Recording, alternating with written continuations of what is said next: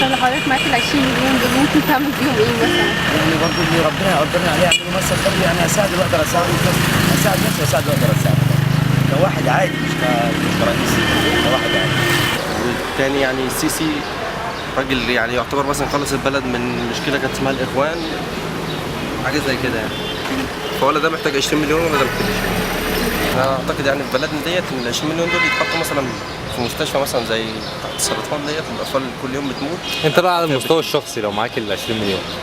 على المستوى الشخصي لو معايا 20 مليون اكيد يعني السؤال صعب الاجابه عليه بصراحه. مفترض ان كل رئيس فيه ميزانيه دعايه ب 20 مليون، هل حضرتك تفضلي ان هو تكون في بانر لا كده ولا لا لا لا لا, لا, لا. لازم معين؟ يعمل مشروع، ما ينفعش. اكيد الحاجات لازم حاجه تكون واقعيه تهم الناس، واهم حاجه الطبقه اللي هي كانت مهمله زمان، اللي هي الطبقه المتوسطه، الطبقه الفقيره.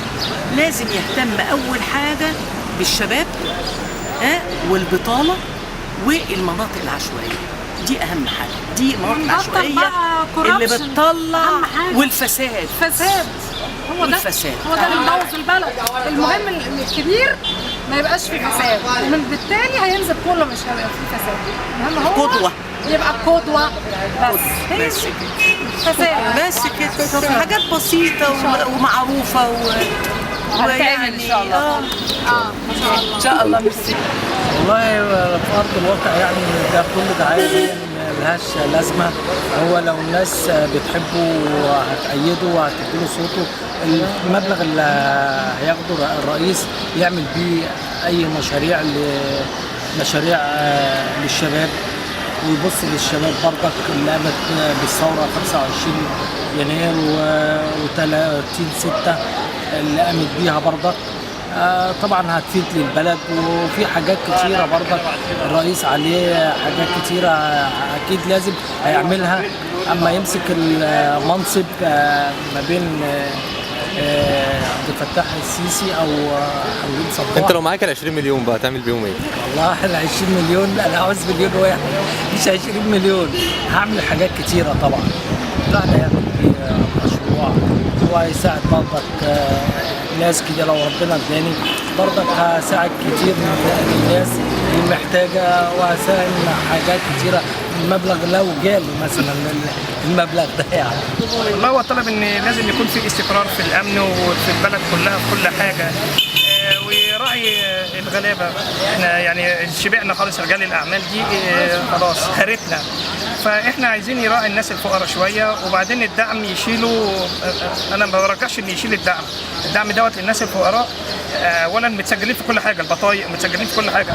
مش عايز بقى كل واحد يجي يتحجج يقول لي لا لازم نرجع تاني لبطايق التموين، ولازم نرجع. احنا متسجلين بقى لنا يجي 100 سنه. فاحنا عايزين يعني يراعوا الغلابه شويه، التامين الصحي، المستشفيات، كل حاجه لازم يبقى في مراعيه في كل حاجه بالنسبه للغلابه. الرجال الاعمال خلاص يبقوا، وبعدين كل واحد يجي لي مستثمر اجنبي عايز يجي يستثمر، يعمل لي منتجعات، يعمل لي فيلل، يعمل لي مش عارف ايه. احنا شبعنا عشان يعمل له بعدين خط ثالث وخط رابع. ايه خط ثالث؟ تليفونات. شبعنا من التليفونات وشبعنا من كل حاجه. احنا عايزين حاجه، واحد مستثمر يجي يراعي الصناعه، يجي يراعي حاجه في الزراعه. احنا كنا احسن ناس في القطن، في القطن كانوا مسمينه الذهب الابيض. فين الكلام ده كله؟ فين الحاجات دي كلها؟ فاحنا مش عايز واحد يجي يقول لي رجال اعمال مستثمرين اجانب، واحد يجي لي من اليابان يجي لي مش عارف يعمل لي خط ثالث وخط رابع. تليفونات ايه؟ ترفيهات ايه اللي احنا عايزينها؟ المهم الشعب الغلابه تاكل وتشرب، بس ده اللي احنا عايزينه. طب هو دلوقتي كل رئيس او مفترض ان هو هيبقى رئيس ليه دعايه انتخابيه هيعملها ب 20 مليون تقريبا. لو حضرتك معاكي ال 20 مليون دول كنت ممكن انت تعمل والله إيه؟ انا اعيش ملك بيهم، وبرضك اراعي الناس الغلابه الاول. اعمل ايه؟ يعني حضرتك تفضل ان هو بدل الدعايه والورق واللافتات مثلا تبقى الدعايه بتاعته ان هو بيعمل مشروع او حاجه على ارض الواقع؟ اكيد طبعا للغلابه، يعمل حاجه مشروع